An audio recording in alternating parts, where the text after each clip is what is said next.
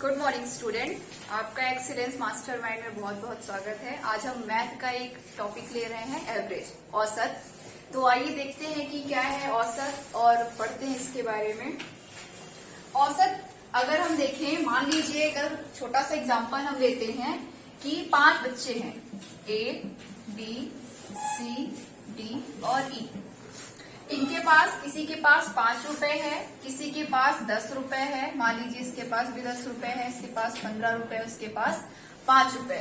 और बोला गया कि इनका औसत निकालना है। तो औसत क्या होगा कि इन सबको हमने बोला कि आप सब इकट्ठा इस पैसे को जमा कर दीजिए।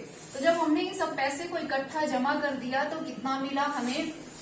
10, 10, 20, 5, 10, 30, 40, 45 रुपए मिल गए। और इसी 45 रुपए को अब क्या करना पड़ेगा? इन 5 बच्चों पे बांटना पड़ेगा।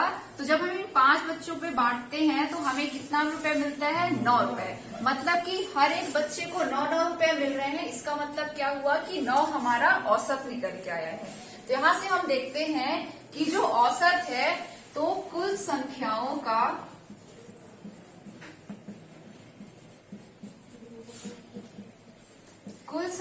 का योग बटे कुल संख्या।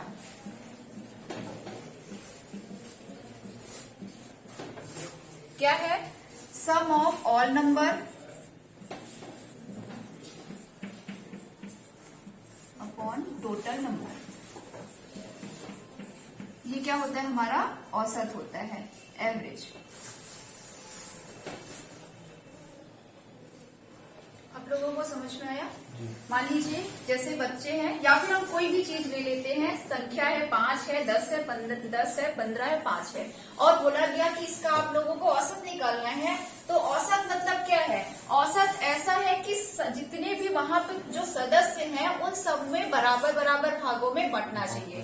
तो बंटना कैसे चाहिए? मान लीजिए रुपए ही हैं, तो इनको हमने इकट्ठा कर लिया, मतलब कि इन सबका हमने जोड़ कर लिया, और जोड़ने के बाद कुल बच्चों में जितने जितने रुपए बराबर भागों में बंट रहे हैं वो हमारा क्या होता है? औसत होता है, एवरेज होता है। मतलब कि कुल संख्याओं का योग बटे कुल संख्या। एक और हम देखते हैं एग्जाम्पल।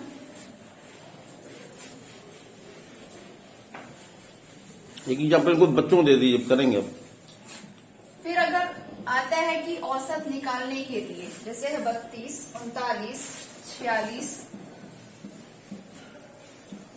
52,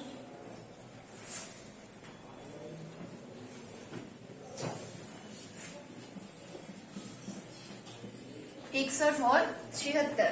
अगर हमने कहा कि इनका औसत निकालना है तो देखिए, औसत निकालने के लिए क्या करते हैं?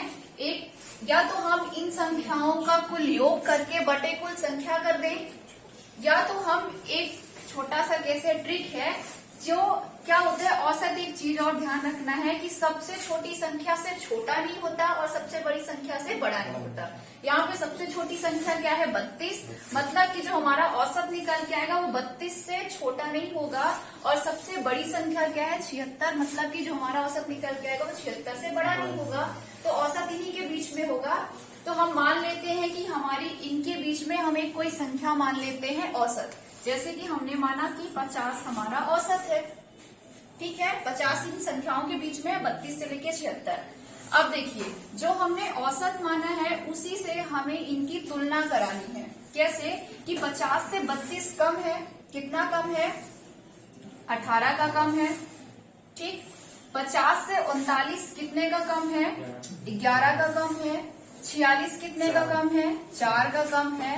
52 ज्यादा है तो प्लस का 2 लिखेंगे, ठीक। फिर 61 11 का ज्यादा है तो प्लस का 11 लिखे, और 76 26 ज्यादा है तो हमने प्लस का 26 लिखा, ठीक है। अब देखिए, ये 11 से 11 हमारा कट जाएगा, 18 इधर क्या हो गया? 26, 2 28, और इधर क्या बचा हमारा? 18 4 22, ठीक। यहाँ से हमारा क्या निकल के आया? 6। अब देखिए, प्लस का हमारा 26 था, माइनस का 22 था, तो प्लस का हमें 6 मिला। अभी प्लस का 6 मिला और कुल कितनी संख्या थी? 1 2 3 4 5 6। मतलब कि आपको इसके बाद भी जो बचा हुआ मिलेगा वो फिर से 6 में डिवाइड होगा। तो 6 का हमने 6 कुल थे, तो 6 से भाग दिया तो कितना बचा 1। अब ये प्लस का 1 आ रहा है और हमने औसत लिया था 50, मतलब कि अब इसमें क्या होगा 50 प्लस 1, तो हमारा औसत क्या निकल के आ जाएगा 51। ठीक, या तो आप ऐसे कर सकते हैं, ऐसे इजी रहेगा, या तो आप इनका क्या कर दीजिए, इन संख्याओं का योग करके बटे कुल संख्या कर दीजिए। इसको फिर से बताएं।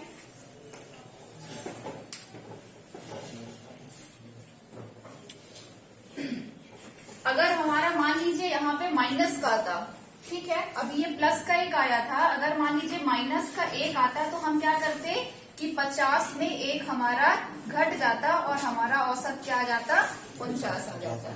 ठीक है, पर यहाँ पे हमारा भी प्लस का है।